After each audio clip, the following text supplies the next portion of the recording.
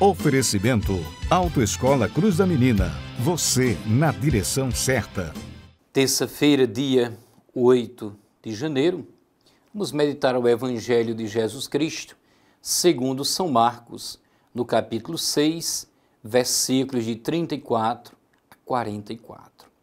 Proclamação do Evangelho de Jesus Cristo, segundo São Marcos, glória a vós, Senhor.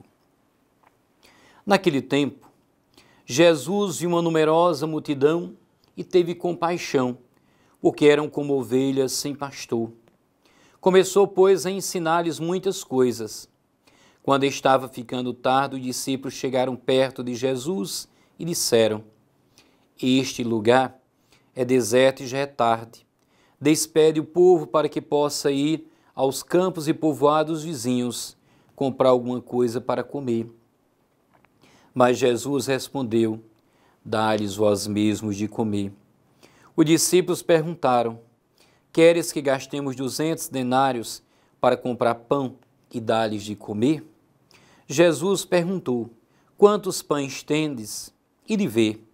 Eles foram e responderam: 5 pães e 2 peixes.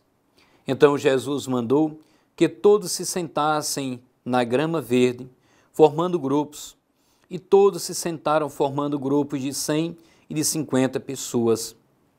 Depois, Jesus pegou os 5 pães e os 2 peixes, ergueu os olhos para o céu, pronunciou a bênção, partiu os pães e ia dando aos seus discípulos para que os distribuíssem.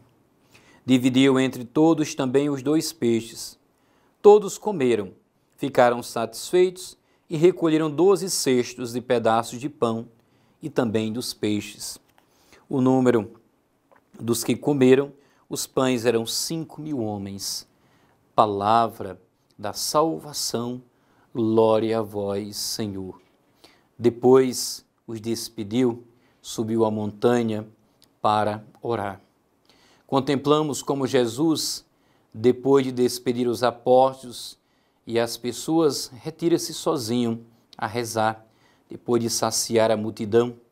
Toda a sua vida é um diálogo constante com o Pai e, não obstante, vai-se à montanha rezar.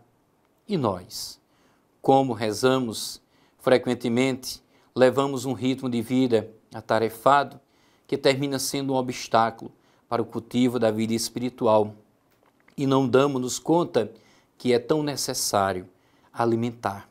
Assim como ele alimenta a multidão faminta, é preciso também alimentar a alma. Quanto a alimentar o corpo, o problema é que muitas e com frequência Deus ocupa um lugar pouco relevante em nossa ordem de prioridades. Nesta circunstância é muito difícil rezar de verdade. Não podemos dizer que tenha um espírito de oração quando somente imploramos ajuda nos momentos difíceis. Enquanto Deus nos conduz à oração, queremos apenas o pão, ser saciado com o pão material. Achar tempo e espaço para a oração pede um requisito prévio: o desejo de encontro com Deus, com a consciência clara de que nada nem ninguém o pode substituir. Se não há sede de comunicação com Deus, facilmente transformaremos a oração no monólogo, porque a utilizamos para tentar solucionar os problemas que nos incomodam. Também é fácil que nos momentos de oração nos distraiamos, porque nosso coração e nossa mente estão invadidos constantemente por pensamentos e sentimentos de todo tipo. A oração, melhor alimento, muitas vezes se torna chatice, se não um simples e sublime encontro com o amor. É a relação com Deus, comunicação silenciosa do eu, necessitado com o você rico e transcendente. O prazer da oração é de saber que somos criatura amada diante do Criador. Por que não dizer diálogo amoroso? A oração e vida cristã vão unidas, são inseparáveis. Por isso a insistência de Jesus de alimentar a multidão. Nesse sentido, Orígenes diz que reza sempre para aquele que une a oração às obras e as obras à oração. Somente assim podemos considerar realizável o princípio de rezar sem parar. Sim, é necessário rezar sem parar porque as obras que realizamos são fruto da contemplação e feitas para sua glória. Assim Jesus age quando multiplica e alimenta a multidão faminta. Devemos agir sempre desde o diálogo contínuo que Jesus, oferecendo-nos no sossego do Espírito, a partir desta certa passividade contemplativa, veremos que a oração é o respiro do amor. Se não respiramos, morremos. Se não rezamos, expiramos espiritualmente, morremos espiritualmente. A Galileia tinha desde há muito tempo uma péssima tradição de desequilíbrios sociais. O episódio da vinha de Nabote, sucedido num passado longínquo, estava ainda bem vivido na mente do povo. Mudaram-se os tempos, porém, a ganância de concentrar os bens nas mãos de poucos permaneceu inalterada. Então, hoje, na oração, Jesus provoca este milagre da partilha dos pães.